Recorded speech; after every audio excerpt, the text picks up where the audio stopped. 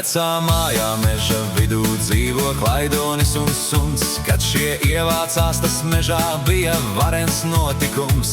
Līda lūrē tāpši vāveres un purva begodils, brūnais lācis, rozā pantera un zaļais krokodils. Vecā mājā meža vidū cauri jumtam zvaigznes smirds, naktīs skursteņos raud vēji, līdzi gaudo suņa sirds. Meža zvēri nenāk ciemos un varbūt, ka labāk tā, tomēr reizēm paliek skumji dzīvojot tik divatā.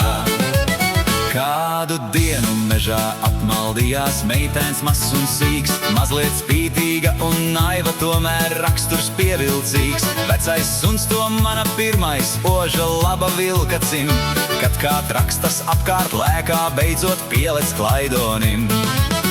Vecā mājā meža vidū no tās dienas mainās viss. Suns vairs nenes mājās blusas, zobus mazgā Klaidonis. Reizēm tur ir tīri jautri un var cerēt jautrākies. Vecais Klaidonis, ja sagaidīs, kad meitenes paaugsies.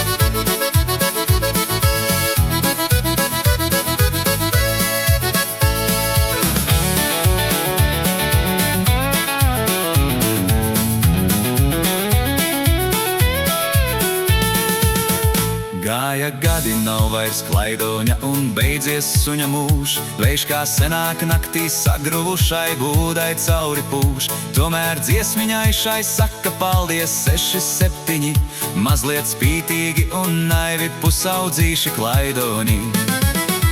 Vecā mājā meža vidū cauri jumtam zvaigznes smirds, gaudo vēji, kaut kur debesīs raud līdzi suņa sirds.